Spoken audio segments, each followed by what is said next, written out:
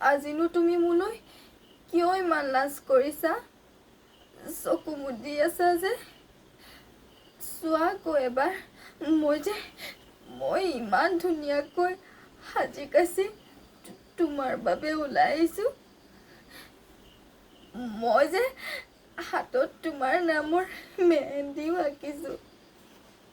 চোৱা আকৌ এবাৰ, আজি তুমি কিয় মোক মাত দিয়া নাই?